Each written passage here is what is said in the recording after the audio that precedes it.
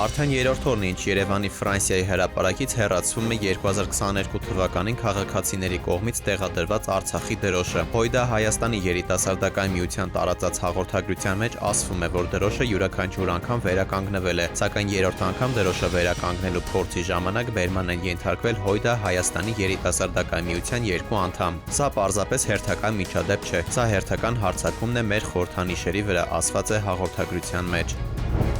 Վերաքննիչ քրեական դատարանը այսօր բեկանել է Շիրակի թեմի առաջնորդ Միքայել Սրբազանի գործով առաջին ատյանի դատարանի որոշումը նոր քննության համար, վարույթը փոխանցելով Շիրակի մարզի առաջին ատյանի ընդհանուր իրավասության դատարան։ Սրբազանի նկատմամբ կիրառված տնային կալանքը վերացվել է, սակայն բացակայելու արգելքը մնացել է անփոփոխ։ Ներքին գործերի նախարար Արփինե Սարգսյանը պարգևներ է հանձնել հունիսի 15-ից 22-ը Փամբակ գետում որոնողական լայնածավալ աշխատանքներ իրականացրած եւ ակտիվ ներգրավվածություն ունեցած փրկարար ծառայության տարբեր ստորաբաժանումների ջրասուզակների։ Ծառայողական պարտականությունները բարձր պատասխանատվությամբ կատարելու համար ջրասուզակ Վահե Մելքոնյանը պարգևատրվել է անբասիր ծառայության համար մեդալով։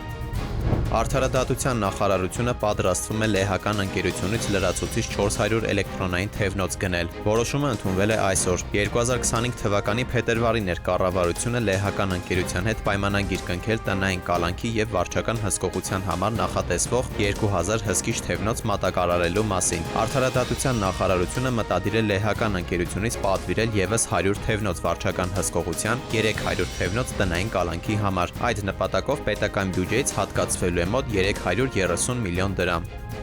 Կառավարության այսօրվա նիստում հաստատվել է Արցախից տեղահանված ընտանիքների բնակարանային ապահովման պետական աջակցության ծրագրում փոփոխություններ եւ լրացումներ կատարելու վերաբերյալ որոշման նախագիծը։ Փոփոխություններով ծրագրի շրջանակում առկա դրական մնացորդը հնարավոր կլինի օգտագործել ոչ միայն տան վերանորոգման, այլև անհատական բնակելի տների վերակառուցման ու տնամերձ տարածքի կառուցապատման համար։ Ողբերգական ավտովթար Մայրաքաղաքի Աթենքի փողոցում ժամը 0:10-ի սահմաններում Երևանի 28-ամյա բնակիչն իր վարած Hyundai Elantra Magnish ավտոմեքենայով դուրս գալով երթևեկելի գոտուց բախվել է Հրազդան մարզադաշտի մուտքի բազալտե պատնեշին։ Վթարից հետո վարորդը տեղափոխվել է բժշկական կենտրոն, որտեղ էլ մինչև քննչական խմբի ժամանումը գիտակցության չգալով մահացել է։ Դեպքի փաստով քննչական բաժնում նախաձեռնվել է քրեական վարույթ, ավտոմեքենան տեղափոխվել է Պարեկային ծառայության Երևան քաղաքի գնդի պահպանվող հատուկ տարածք։